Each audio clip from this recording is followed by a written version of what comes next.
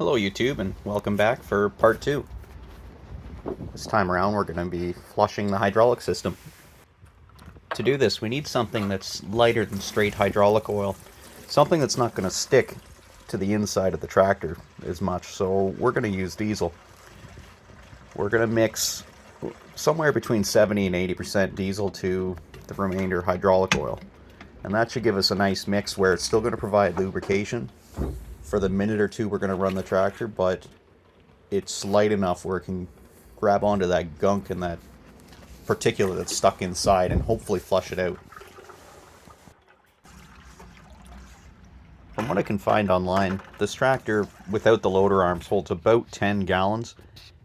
It'll be a little extra with the loader on it. I don't remember the conversion offhand, but it'd be around 38 liters. You'll notice a pile of mud and snow falling out of my bucket right now. That's because the last time I drove this tractor, the hydraulics were working so poorly that I couldn't dump the bucket. I could barely raise the loader off the ground.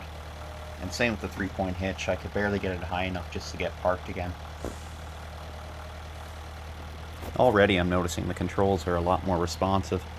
Even with the amount of crud and junk that's still in the system, it's really livened up since the last time I used it. Also, for doing the flush, I only put about 7 gallons in it, or 26 liters. There's not really a need to fill it to full factory spec, especially when it's getting dumped again right away.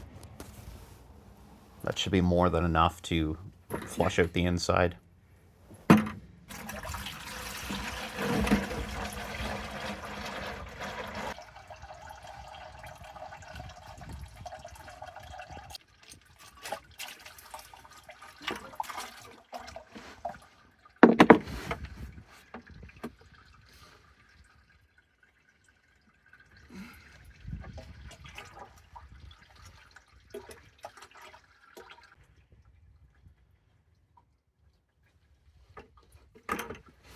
And just like last time, we're going to reinstall everything without the filters or screen guards.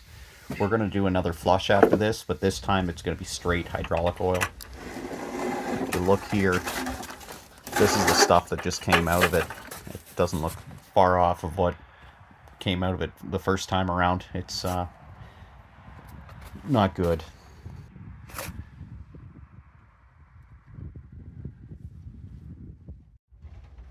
For this next flush, we're going to be using straight hydraulic oil. This will dilute the diesel that's remaining in the system and whatever garbage, junk is still left from before we started.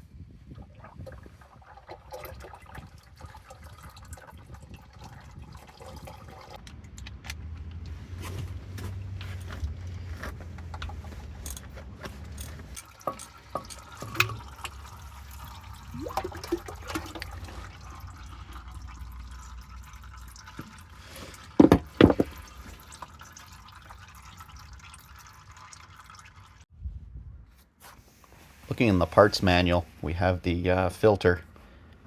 The number given is AR28072, which doesn't match what they sell at John Deere anymore, but that's not anything to be concerned about. They've just updated their numbering system over the years. This tractor's from 1973. Now this is the filter that came out. It says 2021 is when it was manufactured, so that means this filter was done sometime in the last 3 years. But I suspect that the screen guards were never cleaned. That explains all the sludge buildup, which, if that filter wasn't changed in the last 3 years, it was also working overtime, not having the screen guard working properly. This time we're going to go ahead and install our filter and our 2 screen guards. I suspect there's still a little bit of crud and maybe some residual diesel from our flush left in the system. However, I don't really think we're going to benefit from flushing again right away. This time I'm going to put straight hydraulic oil in, and we'll plan on flushing again, or changing the oil rather again, probably in a few months. It's middle of February right now. Probably April or May we'll change the oil again and see what it looks like. I suspect there's water getting into the system, but I just don't know where yet.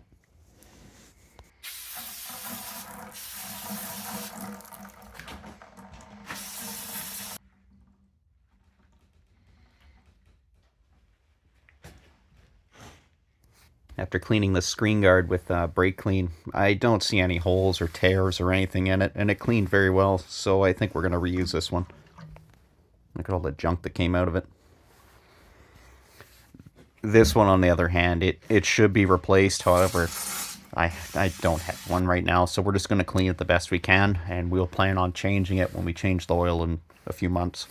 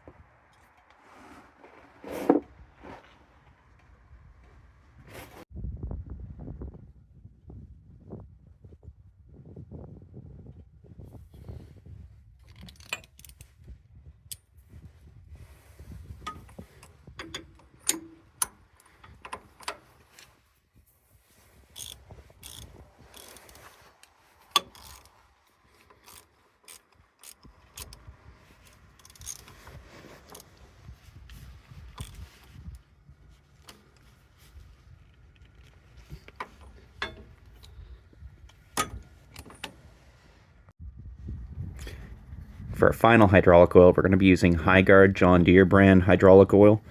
This stuff, it runs after taxes here in Canada around 160 Canadian dollars per 5-gallon pail.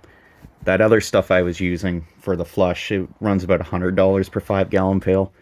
That was one of my motivations for not wanting to flush more than I did. It gets pretty expensive, especially if you're just getting a little bit of crud out that will hopefully work its way out the next time you change your oil.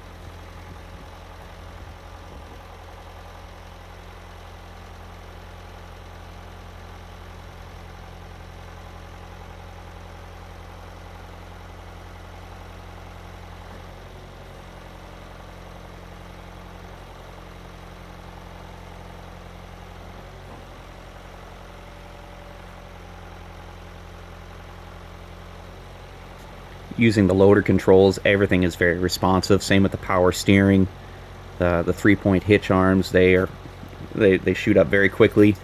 The PTO, when I engaged it, it would slowly turn on and it would never get up to full speed. Now it's instant, which is amazing. I was a little worried and concerned that it was actually the pump that was failing on me, but seeing the condition the oil was in before and having changed it, it's making one heck of a difference.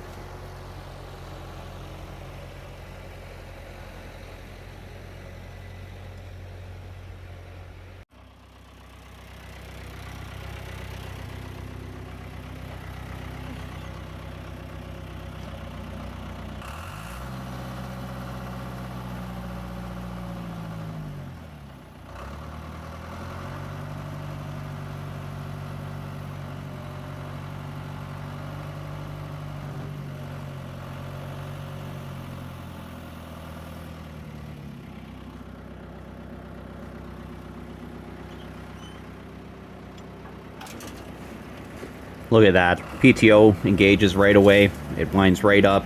I can still use a 3-point hitch, loader, full function. Before, the loader wouldn't move. 3-point hitch arms, they wouldn't raise. the PTO would barely engage, and it would wind up very slowly. I would lose all power steering, and you could hear the pump. It was working hard, cavitating. It did not want to pump that garbage fluid through it with all the water and the crud and fighting those plug filters.